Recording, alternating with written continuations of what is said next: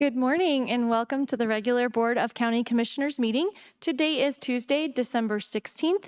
We do begin each of our meetings with an invocation. And it appears that we have someone from the Boulder Street Church. So if you'll come on up, and we would invite anyone to stand and join us. Thank you, and thank you for leading our county so well.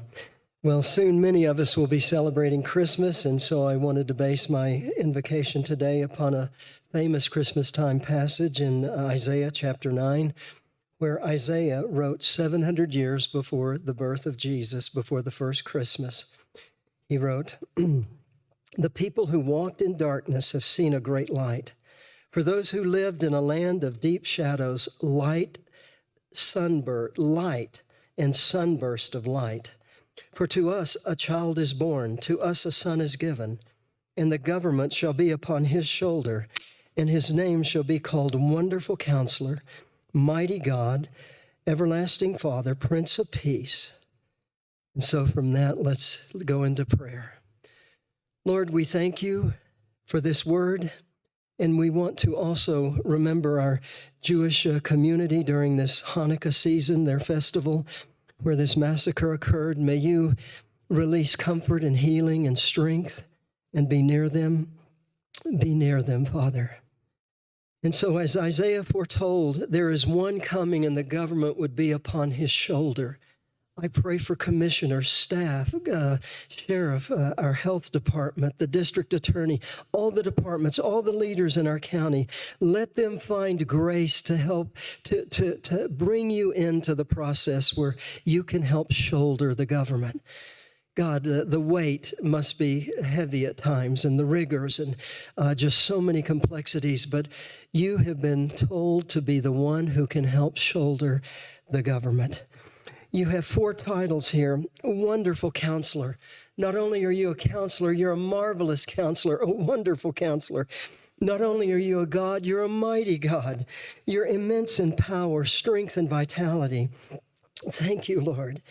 And you're the everlasting Father. You show fatherly care. You're the architect of time and eternity, but you have a fatherly care for all of us. So let us see your fatherly care. And you also have the title of Prince of Peace, the source of peace. Peace within ourselves, peace with God, peace among ourselves. And so I remember and call all of us to remember these 4 titles.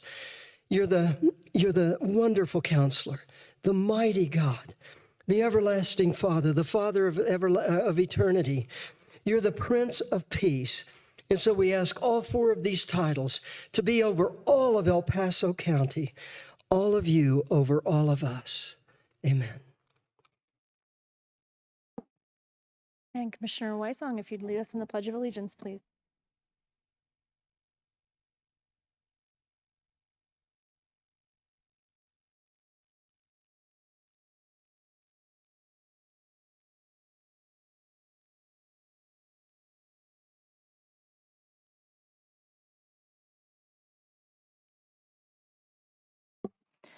Item 3. Item number 3 is staff emergency items, and I'm unaware of any staff emergency items today. Item 4. Item number 4 is changes, postponements, and notice of the next meeting. I'm aware of one change to today's agenda. Item number 5K2 has been withdrawn by staff and no motion is required. And the next meeting will be Thursday, January 8th at 9:00 a.m. for land use. Item 5. Item number 5 is the consent calendar, including items 5A through 5K6, with the exception of 5K2, which has been withdrawn. Okay, is there anyone here who'd like to speak on an item on the consent calendar? Please do come forward. Just as a reminder of our procedure, please do make sure that you have signed in. Also, you'll need to state your name for the record clearly at the beginning, and you will have 3 minutes with the timer indicating your remaining time.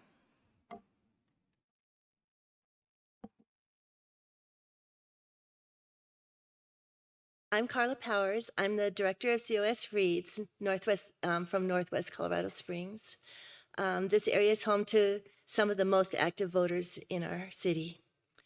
I'm here to address serious concerns about the Joint Appointment Committee responsible for selecting candidates for the Pikes Peak Library District Board of Trustees.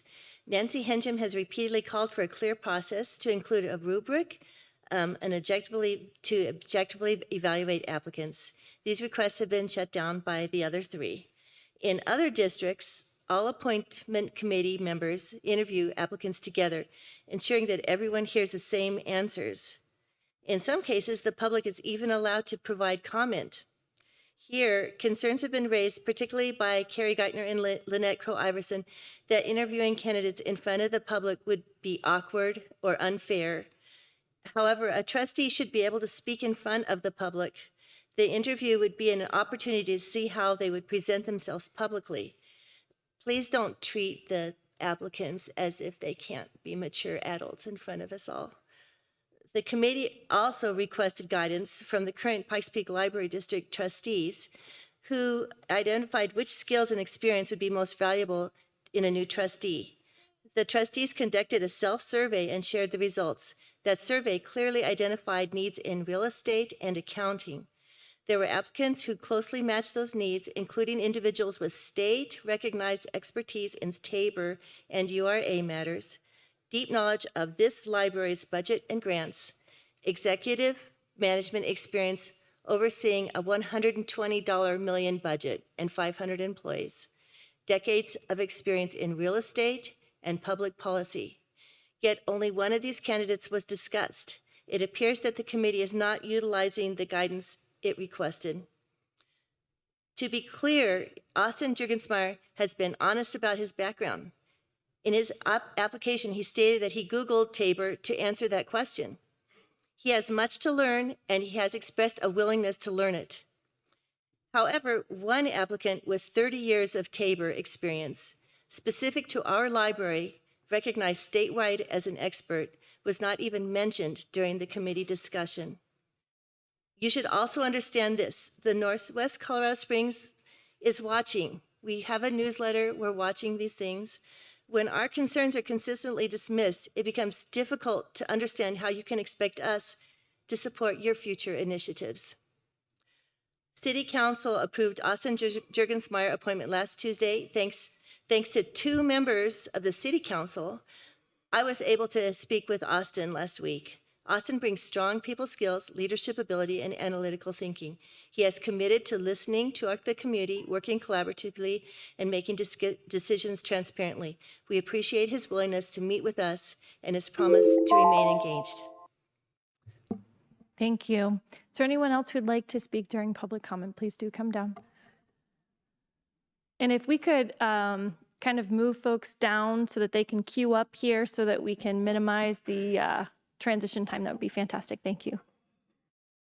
Go ahead. I'm Veronica Baker. It has been a while since I've spoken here, and I'll be honest, I wasn't sure whether returning would be particularly helpful. Many of us come to these meetings, we speak during public comment, we send emails, and we request meetings, yet too often it feels as though we are simply ignored. For some time now, residents have repeatedly raised concerns about transparency and accountability in the Joint Appointment Committee process. Not long ago, City Council and county attorneys worked together to change a previous appointment process that was clearly in violation of Colorado's open meeting laws. At that time, I believed there was genuine hope that we were moving toward a process that was open, lawful, and worthy of public trust. One where residents could feel confident not only in who we are appointing as library trustees, but how those decisions are made. Unfortunately, what we are seeing now suggests something very different. There appears to be considerable effort spent preventing collaboration and open discussions rather than encouraging it. It seems both fiscally responsible and operationally efficient for all Joint Appointment Committee members to meet together and interview applicants together. This is not a radical idea. In fact, it is how a number of other library districts across Colorado operate. Some districts, such as High Plains, even require that all committee members interview all candidates under consideration. Yet we are repeatedly told why this can't be done. One of the most common explanations I hear is that a more open process would be distressing or awkward for applicants.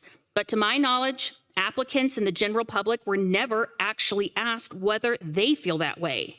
We simply assumed it on their behalf. So I ask, what is the worst that could happen?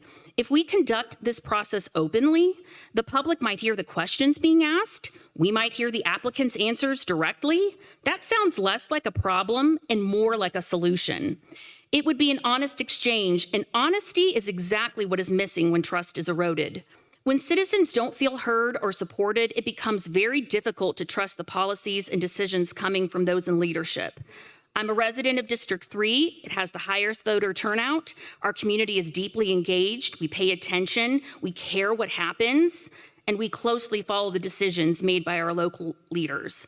Recently, I listened to Jamie Koch, a candidate for House District 16, and she had the following to say: is public service a right or a privilege? Do we serve the elected or do they serve us? Should those we elect and empower be expected to represent us or merely follow the interests of donors? The answer is clear. Public service is a privilege, not a right. Leaders should serve their citizens. And with that privilege comes a responsibility to act transparently, lawfully, in a manner that earns, not avoids, public trust. Thank you. Is there anyone else who'd like to speak on an item on the consent calendar?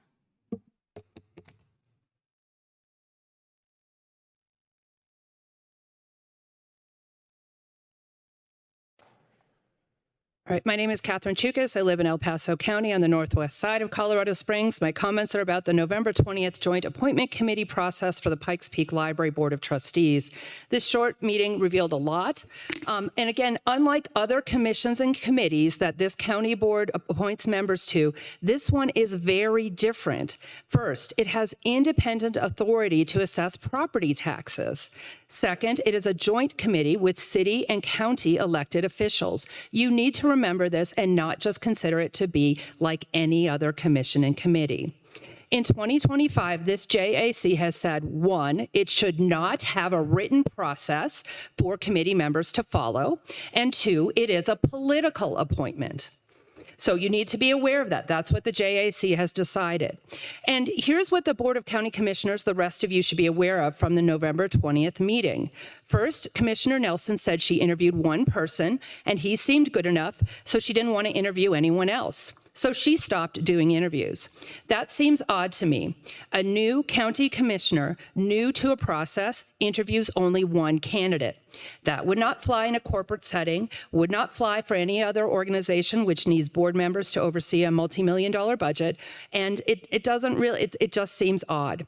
Also, Commissioner Nelson talked a lot about we and us. As the audio shows, there are comments saying you could have called us. We decided. I would suggest that there be better verbal communication by Commissioner Nelson, since I'm not sure if the pronoun we refers to one, two, or three people. I could be generous and say that it was a paid county staff member and Commissioner Nelson who were the we. Or it could have been Commissioners Nelson and Geithner who were the we. I think that two people can meet together without it being a public meeting, so that's probably fine if they're elected officials. But at the same time in that discussion, there was a lot of things about sunshine laws, and that's what I wanted to say. It would have been impossible for any city council member to call us unless that council member wanted to call each county commissioner.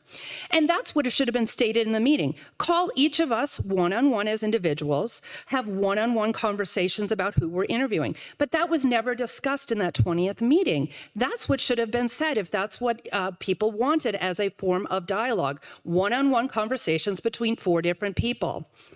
Again, if maybe that's what went on was a series of one-on-one conversations to come up with the idea that Austin Juergensmeyer is the one to be appointed, or maybe it was a group of conversations between county electeds and staff, but I really don't have the ability to ask. However, all of you have the ability to ask. You can ask the commission members who are on the JAC and ask about a retelling of the JAC process.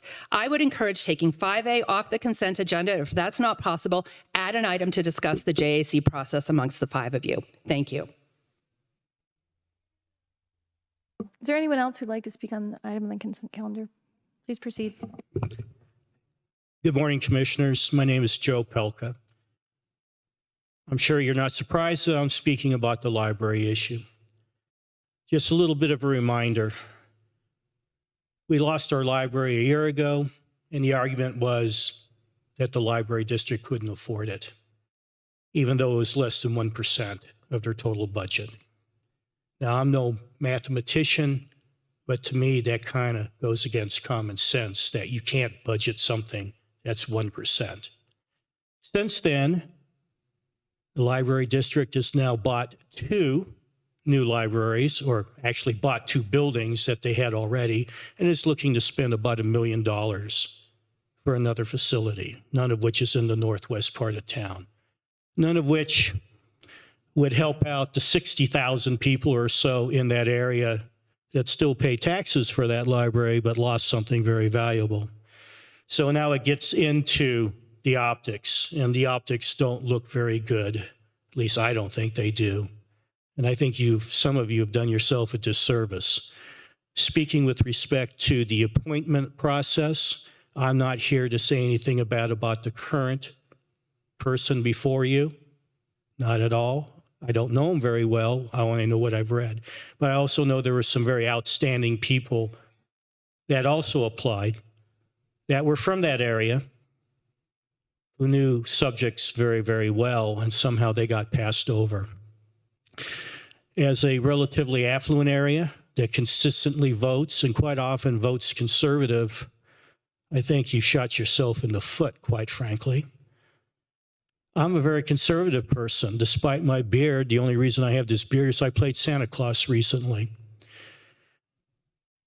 I'm also physically very conservative. And when I start looking at the inefficiencies of how this process worked, it does not give me the warm and fuzzy feeling that sometimes government is getting the most or providing the most for the least amount of money. So at the very least, I suggest you look at your own process and see if there's room for improvement. We don't need to be wasting our money unnecessarily, though it seems to be that way. And finally, even though you've probably heard a whole lot of things you may not like, I'm going to actually wish you a Merry Christmas. Thank you very much, and happy holidays to you. Okay, is there anyone else who'd like to speak on an item on the consent calendar? Okay, seeing none, I will bring it up here for any comments or a motion. Commissioner Wysong. Thank you, Madam Chair. I just wanted to discuss that I did talk with Councilwoman Hingham and what her concerns were, and how she changed from a 3-1 and then was part of the all 9 that voted for it on City Council. I've talked with a couple of folks here on the Rock Rimmon Library group and read both resumes, had discussions about that. And it's to the point now that I truly believe I know how this board is going to vote. The city has already voted. There's an opportunity to create a better process, but I think it would be doing a disservice to continue to drag this through. Maybe you would call it an imperfect process. The whole idea is now let's get behind Austin. Let's make sure that he is well versed in the library operations. And I've been told that the neighborhood group will want to do some more meetings, discussions with the board, the Pikes Peak Library Board, because they just want to know more. What's going to happen with the Northwest area? I'm very much in for what has happened with the land purchase, because just as everyone said that we're paying, we don't have a library on the northwest side.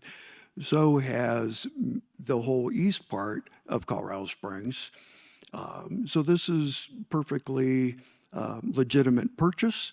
And I hope they do get the library on the east side, because that's where, a lot of growth is going.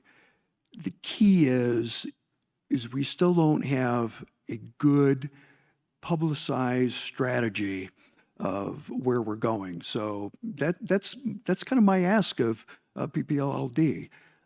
Now that it's basically a done issue with the complete board now, let's move forward and figure out how we can work together, collaborate on getting a library back into the northwest part of town, At the same time, all those people on the east side, Powers, Corridor, et cetera, to get their library.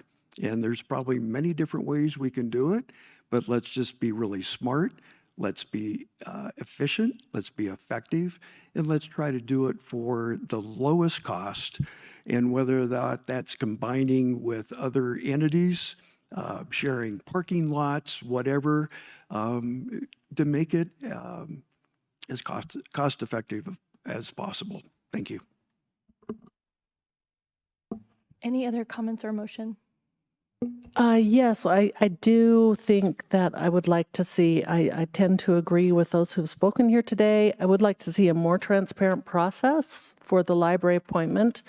That being said, I have been excited about the direction of the library board. I think they've made some very good decisions. I was exceptionally pleased with the purchase of the Ruth Hawley Library, primarily because it is in a more economically distressed area of town. And so that was very important. And to be able to negotiate that was very good for those residents. And I'm very excited that the residents of Eastern El Paso County, who are also paying that mill levy, will get the opportunity to have some sort of library, and I probably will actually donate a little bit towards getting that library off the ground. So I am excited. I would like to see a little bit more of a transparent process. I don't know how that will be accomplished in the future. I actually don't even know when the next vacancy on the library board is, as I'm not involved in that, but I've been very pleased with the current library board. So I will be approving this, but I just wanted to make those statements. Thank you. Commissioner Nelson?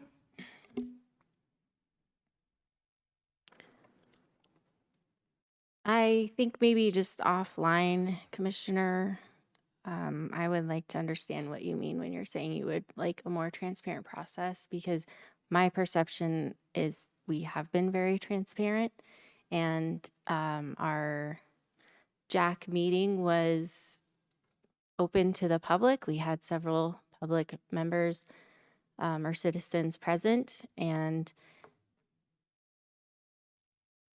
so just I would like to understand what you would hope to see done differently. The members of the JAC committee are each duly elected, and each can make a decision on their own. And two may work together to conduct interviews or have conversation, see what the other members are, just what they're thinking. And so I just want to state that any allegation that we have not been transparent, I would disagree with, but I welcome feedback, and I do not think it fair to ask volunteers to interview in a public setting. The reference to corporate employees do not interview in public settings. I mean, it's we as the duly elected representatives of the citizens are held with the responsibility of making decisions over these boards and committees, and we are publicly interviewed to a great extent through, the election process, and then we have been selected to represent the interests of our community. And sometimes we're not all going to agree, and maybe your person was not selected, and I understand that can be difficult to accept, but we have done our due diligence. We reviewed the applications, and each of us has the right to determine which person we would like to interview, and after conducting those interviews, if further interviews are required. And so I just wanted to thank my fellow commissioners for the conversations that I was able to have in explaining why I personally and Commissioner Geithner also, we were part of that 3-1 vote to bring Mr. Jorgensmeyer on board, and just that he was very thoughtful and understood the larger picture of how the library district serves all of the community, and that they're just one small piece to the puzzle when it comes to the services that our community depends on with city council, county commission, the fire districts. All of our revenue sources are from tax dollars, and so I appreciated that he understood that it ultimately comes down to our citizens to help continue these efforts and provide these services in our community, and that we do need to keep that bigger picture understanding. So I thank you for the individuals that came and gave public comment today, and just look forward to having further conversation about what we can do to continue to serve our community and recognizing that not everyone's going to agree all the time. Thanks. Commissioner Applegate. Motion to approve the consent calendar. Second. Okay, that's been moved and seconded. I do want to add my comments briefly here. One being that on the consent calendar is a proclamation honoring the retirement of Timothy Schaefer. Just wanted to call that to light and thank him for his service here at the county. In regards to some of the additional comments, as one of the members of the JAC, I will also comment. I just think there's a lot of misinformation in many of the comments. In particular, to say something like, we decided as the JAC this is a political appointment. Nope, that's in statute. It's a political appointment, which means that that it is the job of the political individuals to make that. It doesn't, you can read into it whatever you'd like, but that is the term that is utilized to identify the type of appointment that it is. So just a lot of misunderstanding, I think, of how those things work. Also, I too believe it was transparent. It was discussed in the JAC meeting, though it was not mentioned here. That part of the discussion was not just that it's an uncomfortable process, but neither the county nor the city follows any. No volunteer is interviewed in a public setting. We put many volunteers on many boards, some very important, as is the library board. And the reality is that we are able to conduct those interviews through those processes, and it is consistent with what we do both at the county and the city all the time. So it is not an anomaly. And I think that that is, again, really important. I also appreciate Commissioner Nelson's comments. We're all duly elected. We have the support, have been vetted by our communities. I don't believe in a complete direct democracy. There's a lot of comments about how direct democracies lead to the fall of government. What it does mean is that each of us has been asked by our communities to step into those roles, and we are representing them. That doesn't mean that we will represent the interests of every single person, because that would be impossible. If we tried to make everybody, or tried to create a position that every single person would agree with, we would end up with no position. And so the reality is that we represent our districts to the very best of our ability. I certainly work to be as consistent and honest with my constituents as possible. This is an area that I have spoken to my constituents about, even through my reelection process, and talked about what I had hoped and desired that we would see from the library board. So I think that I have lived up to that. Now, that doesn't mean there aren't people in my district or in other districts across the county who disagree with that. But again, we can't make every person happy. That doesn't mean that we don't take our responsibilities as representatives very seriously. So also, to be clear, quite frankly, it's, you know, we have people who have filed frivolous lawsuits against the city, the county, and the library, thankfully, that have been dismissed. And we have to be very careful about protecting the library board from those types of interferences. I will also say that some of the individuals, volunteers, whose names were available per public records, which is, you know, is something that is available. That's the law. But several of those individuals told me that they were harassed by members of the public and told that they needed to get their approval, and they were very frustrated by that process, considering that there was a process being conducted by those who are actually the authority to make those decisions. So I continue to feel that it is necessary to protect that process and will not be giving in to demands to put those people into the public limelight for those processes when it is very clear where the authority lies. So although I also, we had those meetings publicly and we welcome the public to participate, we have to make the decisions that we feel are right and good. And though we may have disagreements, I think that everyone on the JAC acted in good faith. I will not submit myself to a rubric of someone else's values. That's why I was elected by my district, so that I've been very clear about that. Again, happy to have any discussions with fellow commissioners on what items in particular that they may be interested in. But I do think that it was a very transparent process. It's very much in line with how we do everything at the county as well as the city. And again, that was brought up during the JAC meeting. So. Commissioner Williams. If Commissioner Applegate will accept a friendly amendment to his consent motion, then we can move on. I would make the amendment that we're only approving consent calendar 5A through 5K, or 5J, and then 5K1, and 5K3 through 6. So we're not doing 5K2. K as in king. Yeah, that's been withdrawn. So if you would accept that amendment? Yes, we'll take K2 off, yeah. Okay. Yeah. Then I'll second that. Thank you. Okay, with that, if there are any additional comments at this time? With that, I'll call the roll. Commissioner Weissong. Aye. Commissioner Nelson. Aye. Commissioner Applegate. Aye. Commissioner Williams. Aye. And the chair votes aye. That passes 5-0. Item 6. Item number 6 is comments by elected officials and commissioner liaison reports.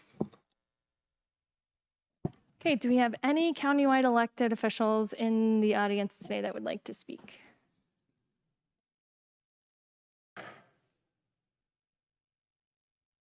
Good morning, Mr. Borman. Good morning, Madam Chair. Chuck Borman, El Paso County Treasurer, County Commissioners. I just want to thank all the great work that the county administrative staff and Nikki Simmons and each of your deliberations and thoughtful positions on the budget that you just approved recently. I want to thank you also for the consideration for our county employees. It's been a very difficult time throughout Colorado as far as budget constraints. I have a number of treasurers throughout the state that share with me, their county treasurers share with me that the process they've had to go through to pare back staff and the like. And I just want to say thank you for being very fiscally conservative in your approach and your budgeting philosophy so that we're in a good position to extend benefits to our taxpayers who we're responsible to, and then also to our employees that help carry out those needs for our citizens. So thank you very much for a very deliberate and thoughtful process. So thank you.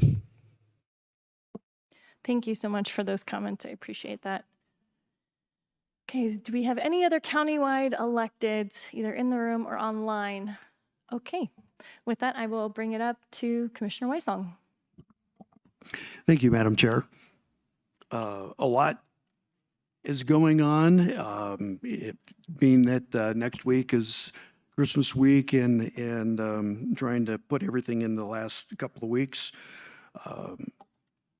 BPACG and the URA meeting last Wednesday, an issue came up concerning the BPRTA for North Nevada Corridor funds that were passed a couple years ago, along with just the North Nevada URA planned process.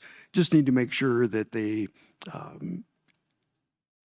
don't cover the same kind of infrastructure. And so they just need to make sure the project manager is well-versed on both entities. We had a land use last week along with Pikes Peak Military Affairs Council. We had a fun event at the train wreck with Ugly Sweater contest. Friday, Commissioner Applegate and myself went to the Interflex Foundry to talk about the Innovate Pikes Peak, which was a great discussion that we had, and then how they will continue to interface with the Pikes Peak Workforce Center. And then we actually had a board meeting for the Pikes Peak Workforce Center on Monday. A lot of action there. Yesterday last night, I went to the Monument Town Council meeting. And tonight will be the Manitou Springs City Council, just the last meeting of the year, just making sure that we're working with the towns in my district. Tomorrow is going to be interesting. I get to walk South Nevada with the URA members to see what some of the issues are. A lot of homeless. It's having a huge impact on the success of the URA in that area. So we wanted to get a firsthand view, just talk with some of the vendors or the store owners along with the URA. We do have a Pikes Peak Military Affairs board meeting on Thursday, along with the Public Works Department lunch. And then there's going to be a real interesting Medicaid webinar that late afternoon, evening. And then Fountain Creek Watershed District on Friday, along with a District 3 kind of community outreach where Bob McLaughlin will be the kind of the key speaker at the Cheyenne Mountain State Park event center there with Mount Carmel. Two big concerns that are coming up. You'll be hearing more about it, and that's the redistricting of the individual counties' Department of Human Services. Very, very interesting. You need to take a look at some of their documentation. The county performs much better than the state, but then that has a huge impact at a state level, how much our taxes will be paid for administrative costs due to the state's inefficiencies. And there's also a executive order that Governor Polis signed, which is 2025-006, post-secondary education. I'm very concerned about this one. It's a nice 200 or 125-page document here. It's just an executive order right now, but they're working on a legislative bill revamping the Department of Education. Just with the track record the state has, they could be taking on, and it hasn't been discussed yet, but we have to deal with, okay, another department or a reshuffling a department. Is it going to be additional headcount, which they've already added 7,000 people since pre-COVID, and $31 billion in debt.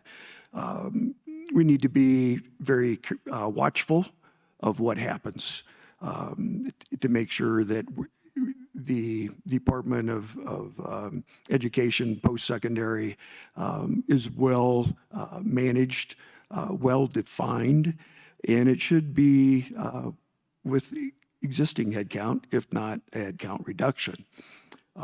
And final comment was Saturday. Go Navy. They beat Army in a very good football game. So with that, we'll say thank you to everyone and Merry Christmas. Commissioner Nelson.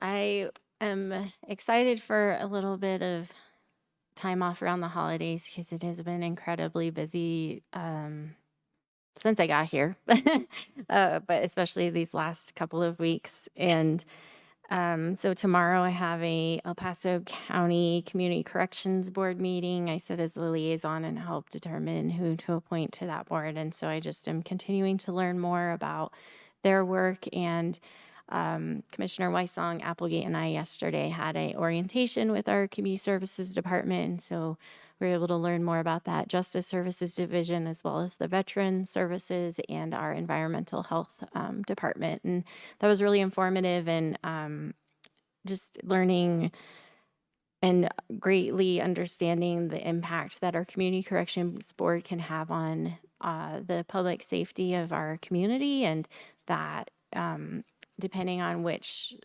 avenue the candidate, if it's a deferred a diversion, then the the corrections board will bring a recommendation to a judge as to whether they would agree that incarcerated individual would be a candidate for community corrections and to serve out the remainder of their term in community corrections rather than in prison. But then if someone's in transition where they are awaiting determination on like whether they need to actually, if the felony offense is great enough to warrant prison, or if they can just go straight to community corrections. And so that's the Community Corrections Board that is working with our Justice Services to, or our criminal Department of Corrections to give that guidance and approval or not. So it's really important work, and it was helpful to have that orientation. So I'm grateful for everyone and their time yesterday. We were there for several hours, and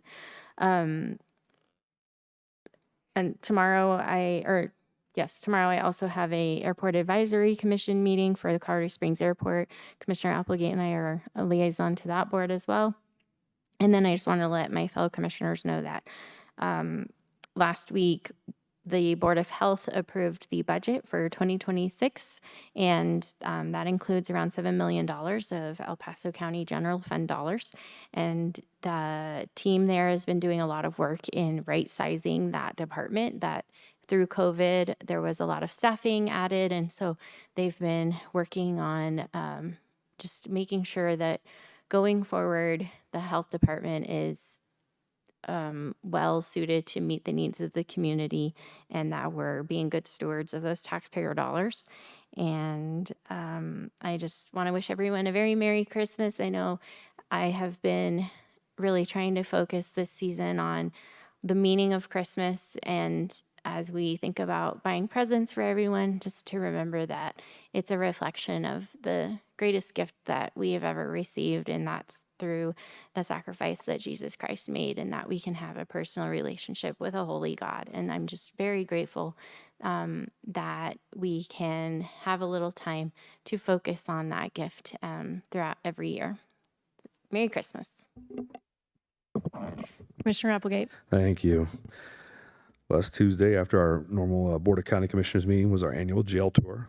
And that was just kind of seeing all the ins and outs of the Sheriff's Department and how they operate. So kind of giving us a rundown on their day-to-day. Afterwards, I was able to attend the swearing in at Fountain, City of Fountain. So congratulations to the council members, the mayor, everybody who got sworn in. So I appreciate their leadership and putting their names in the hat and just going forward to help the community. I attended the Holly and Ivy concert that night, the United States Air Force Academy, and I joked about with everybody. I said I think the guitarist and the singers got into it the most.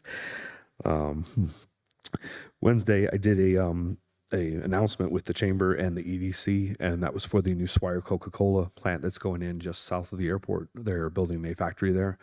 About 170 jobs, median wage is going to be about $90,000, and it's going to be a $475 million capital investment. So that was kind of a huge deal, and I think it was very well received with the community. I think that's kind of like a huge step forward. We start seeing more in that Peak Innovation Park area, just south of the airport.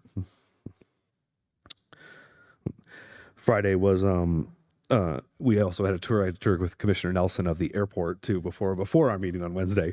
We got to check some things out, and I hate to say it, but at the very end of the tour, they gave us a tour of the runway, and the little boy in me got excited when I saw the F-16 landed on the runway near Peterson Air Force Base. So that was really cool, and they showed us the same thing, kind of their day to day and what it looks like and what their operations are and going on, kind of the ins and outs. So got to see the background with everything.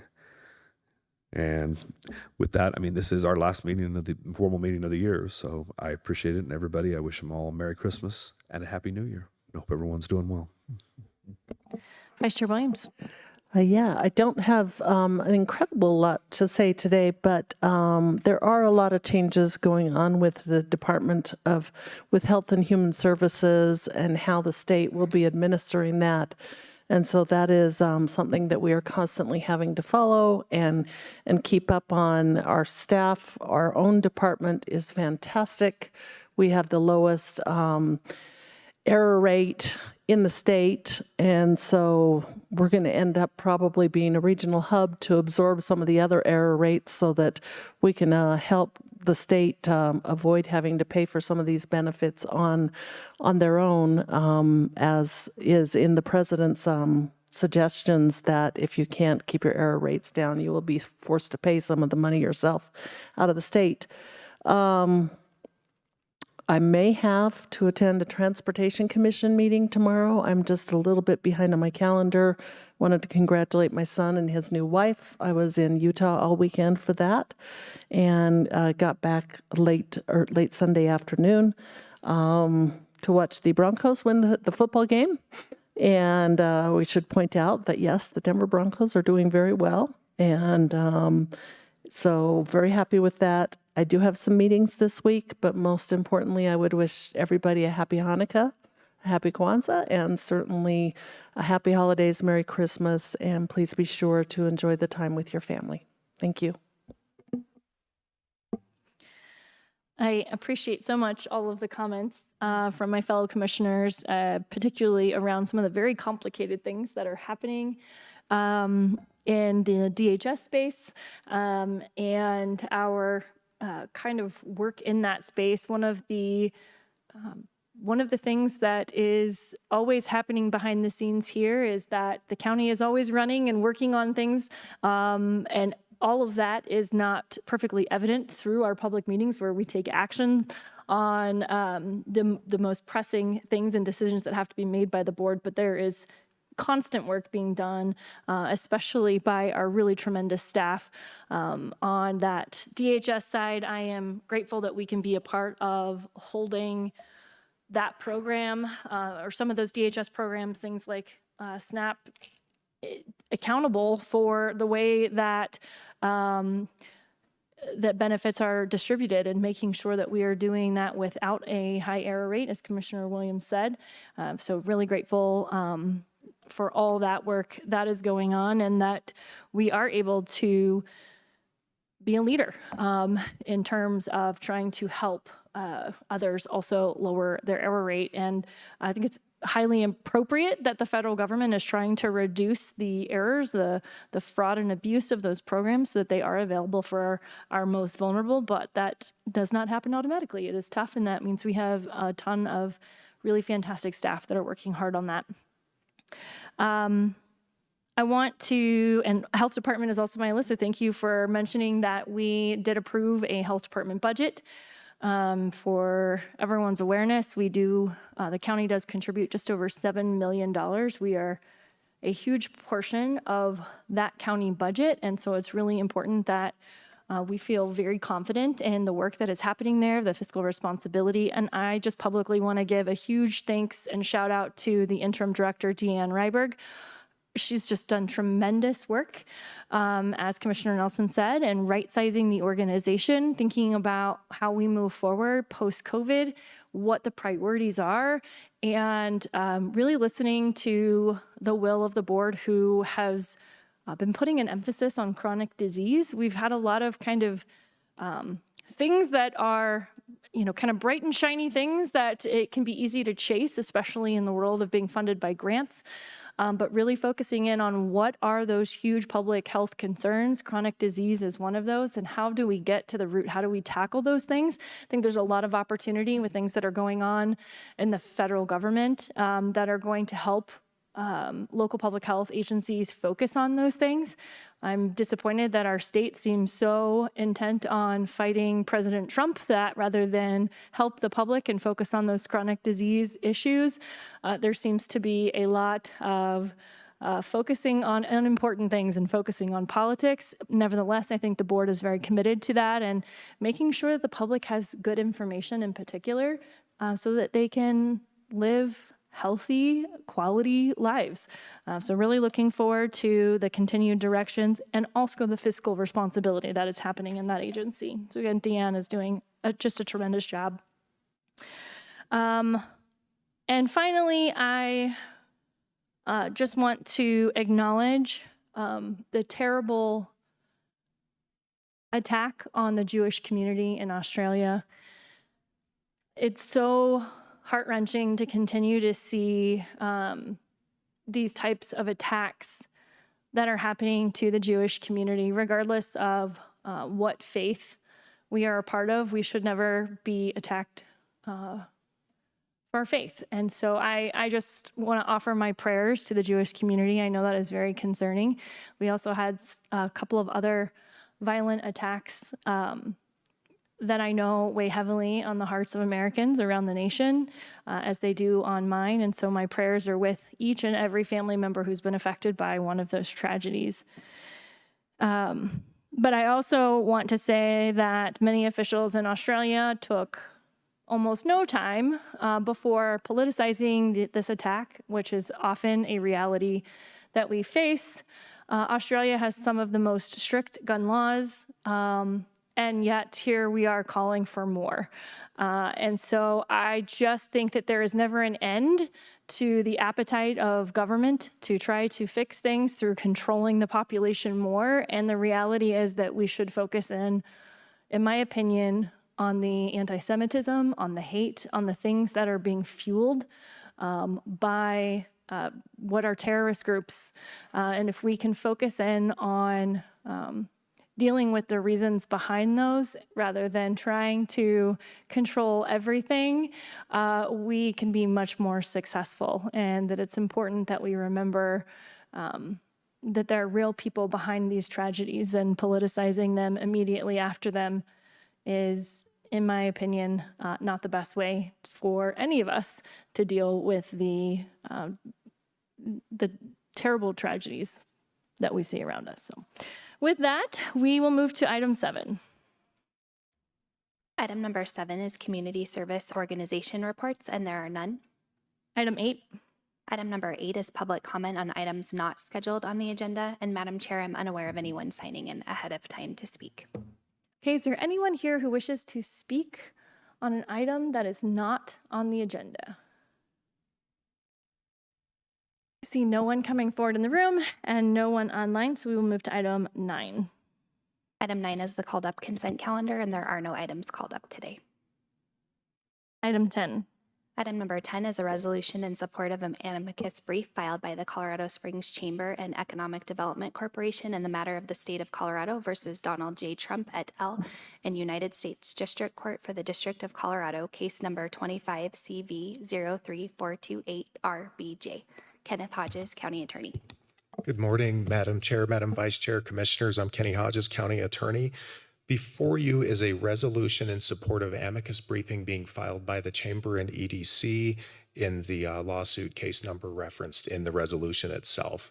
By way of very brief background, on September 2nd of this year, President Trump announced at a press conference that he would be moving U.S. Space Command headquarters out of El Paso County.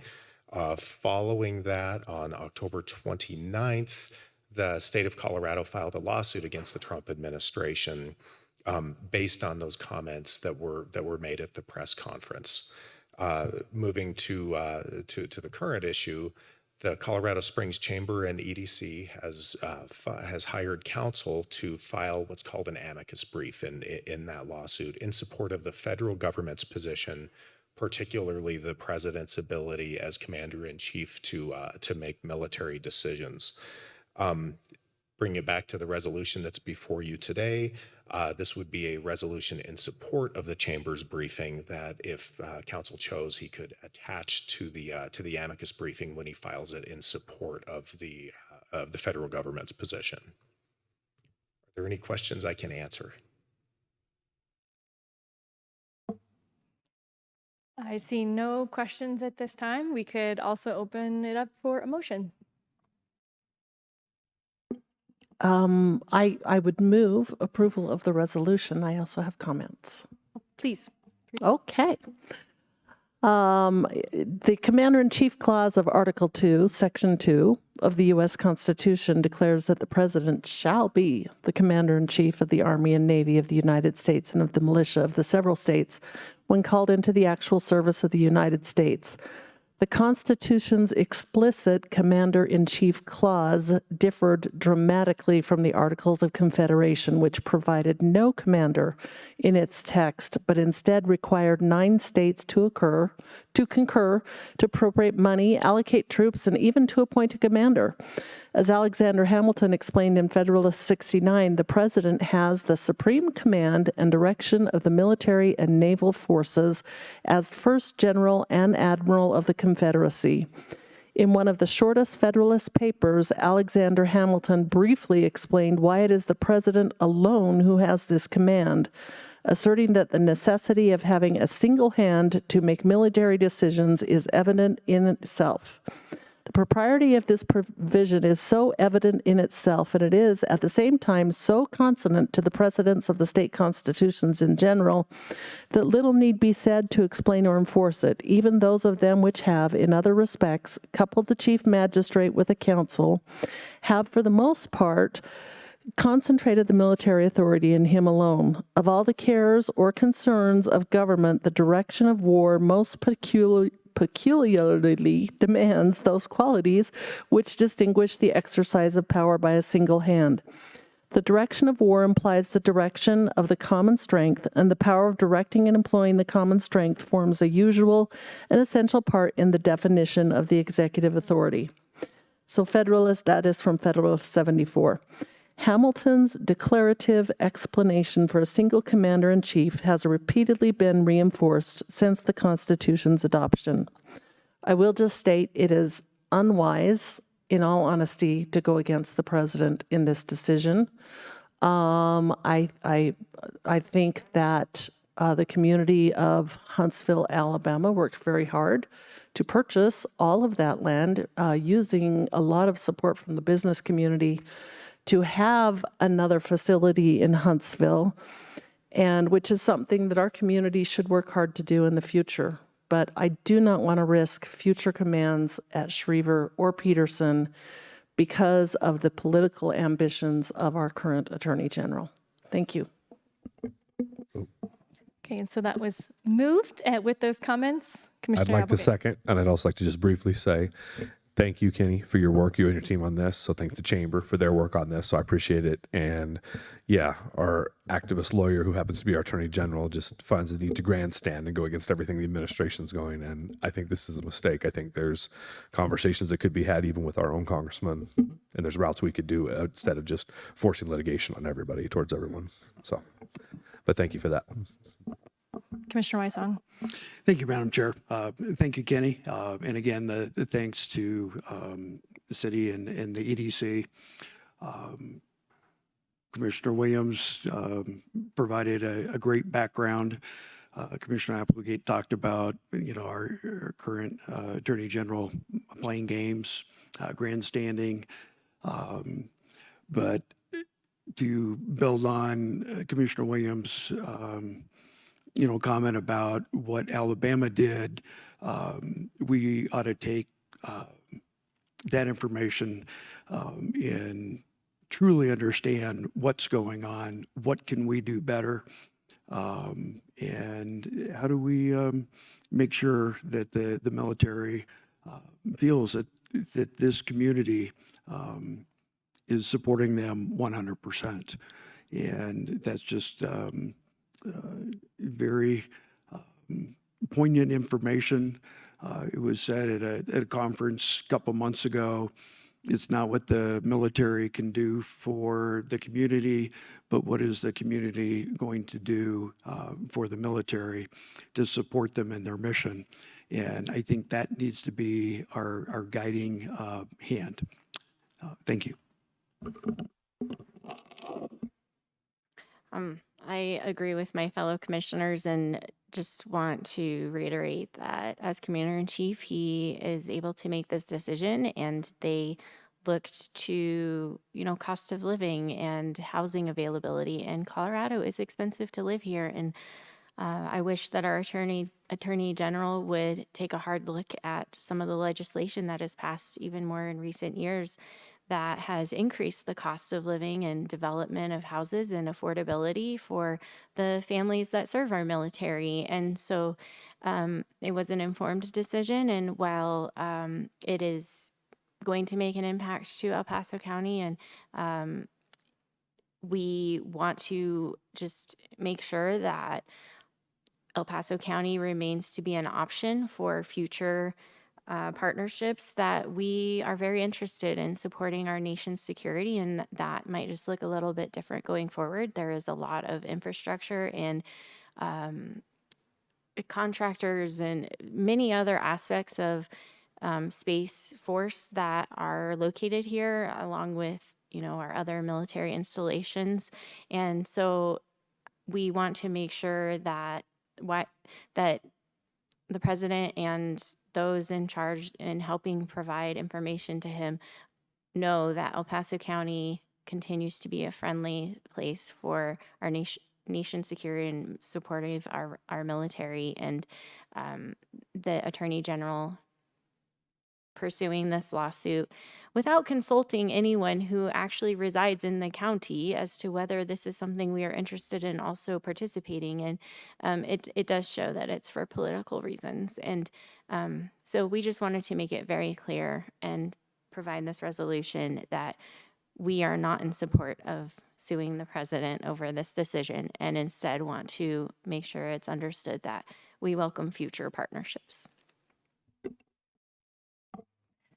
Before we vote, I'll just add my comments here. Well said by my fellow commissioners. I too think it's important that we acknowledge, as Commissioner Williams said, that the Commander-in-Chief has the right. He was elected properly by the people of this nation, and that we need to respect that there are decisions that are going to be made, and he absolutely has the right to make those.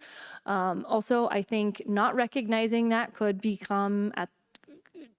detrimental to our community in the future if the president decides to move another asset and wants to move it here. And we certainly wouldn't be saying at that point that he had no right to do so. So this cuts both ways. It's important for us to look at this as a whole, not as a political stunt. And I'm glad that my colleagues have called that out. The AG is literally campaigning on how many times that he has sued President Trump, and I hope that his base will just appreciate that, and that it will help pave the way to the governor's mansion for him.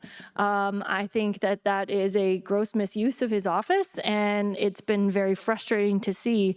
Also, I think it's important for us to recognize we love El Paso County, and it's a wonderful place to live. But our state is continually making it more difficult and less affordable. And no matter how many times they stand up and create sound bites that say they're working on affordability, I quite frankly say it's a lie. They speak out of both sides of their mouth. While they say they are working to make it more affordable, they are creating more regulations. This is objectively a truth that is being talked about by businesses, by homeowners. There is almost no one who thinks that it's getting more affordable, regardless of what Governor Polis would say. And it is important that we take an honest look at the reasons that Huntsville won out over us, and to not just jump on a bandwagon of political back and forth. And that to Commissioner, both the Commissioner Williams and Nelson, who said there were actions taken by Huntsville that did make it an attractive area. I think we do ourselves a disservice if we stick our heads in the sand and cross our arms and stomp our feet and say we're better. And that's what this feels like a little bit to me. It feels a bit immature. It feels like this is only going to hurt us in the long run. And we need to take a hard look at those things that kept us from being competitive, deal with those things, acknowledge the power of the presidency, acknowledge democracy in our nation is working the way it's supposed to here, and work to the best of our ability to close the gap of competitiveness between us and other locations and work with the president to find ways to bring other assets, including items from the Golden Dome project, and make sure that we are truly looking out for the betterment of our community and not political theater. So with that, I believe it's been moved and seconded, and we are ready to call the roll if there's no other comments. Commissioner Weissong. Aye. Commissioner Nelson. Aye. Commissioner Applegate. Aye. Vice Chair Williams. Aye. And the chair votes aye. That passes 5-0. Thank you. Thank you. Item 11. Item 11 is department and committee reports, non-action items, and there are none. Item 12. Item 12 is the addendum, and there are no addendums today. Item 13. Item 13 is the executive session. 13A, pursuant to CRS 246402 4B and E, the county attorney's office is requesting an executive session concerning the Falcon Vista Local Improvement District, an overview of the district, bond payment schedules, options concerning negotiating bond payments, and legal options concerning the same for the following purposes. 1, conference with the county attorney's office and outside legal counsel to receive legal advice on specific legal questions concerning the above noted topics. And 2, determining positions relative to matters that may be subject to negotiations, developing strategy for negotiations, and instructing negotiators concerning the above topics. Stephen Klafke, Chief Deputy County Attorney, and Nikki Simmons, Chief Financial Officer. Do I have a motion to go into executive session? So moved. Second. Moved and seconded. I will call the roll. Commissioner Weissong. Aye. Commissioner Nelson. Aye. Commissioner Applegate. Aye. Vice Chair Williams. Aye. And the chair votes aye. That passes 5-0. We are in executive session.